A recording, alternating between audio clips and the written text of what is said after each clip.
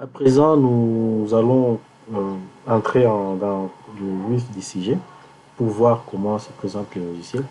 Ça, c'est la page de connexion, la porte, on peut dire la porte du logiciel en question. Vous pouvez voir qu'il s'agit d'Impact, qui est une deuxième version du logiciel que nous appelions Nota. Donc c'est Nota amélioré qui devient Impact. Et les utilisateurs peuvent se connecter avec un username et un mot de passe. Là, je vais entrer dans les comptes de l'administrateur.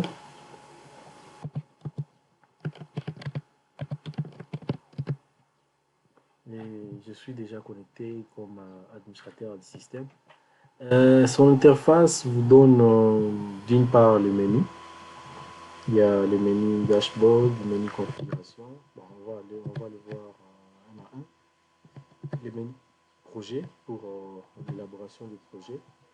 Le menu de trésorerie pour l'élaboration de ce qui va avec le plan de trésorerie, mais aussi un menu pour l'élaboration des rapports, mais aussi les états de sortie, différents états de sortie comme les rapports et autre chose. Ici, ça vous indique qui est connecté. Non, ici, ça me donne le logo Impact, mais normalement, ça pourrait vous donner une autre image. Donc, ici, c'est basiquement la photo de la personne qui est connectée. La photo qui a été mise dans son système par son admin lorsqu'il a créé. Ou soit l'utilisateur lui-même peut changer aussi de photo quand il veut. Son nom ici et sa fonction dans le système. Il n'y a pas de notification pour aujourd'hui. Il peut modifier son compte en tant qu'utilisateur. Chaque utilisateur peut modifier son nom, son adresse, son téléphone, son email ainsi que sa photo. Bien sûr, il peut modifier, mettre à jour son mot de passe. En haut, il y a le bouton pour se connecter et se déconnecter, mais aussi l'accès au profil, au message et à d'autres settings qui sont liés à ces comptes ici. Ici, nous avons les liens pour la messagerie interne. Ce système, disons, Impact a une messagerie interne qui est gérée, qui permet aux utilisateurs qui travaillent sur un même projet ou soit dans la même organisation de pouvoir communiquer, s'échanger des informations, des questions. Ça, sont les notifications qui sont générées par les systèmes. Ça dépend du niveau de chaque utilisateur pour accéder à quelle notification. Là, par exemple, comme je suis dans le compte admin, l'administrateur reçoit toutes les notifications générées par le système.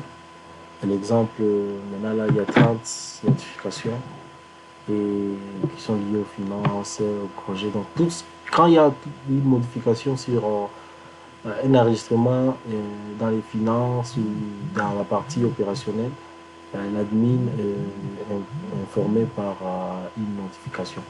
Effectivement, si c'est un besoin pour approuver, par exemple, une opération, donc ça facilite la tâche à l'administrateur.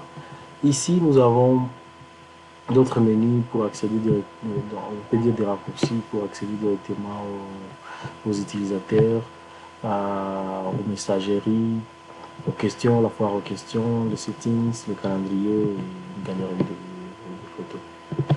Vous pouvez modifier, vous pouvez cacher le menu en cliquant juste ici ou le ramener comme vous voulez. C'est vraiment responsive et ça s'adapte à la taille de l'écran que vous avez.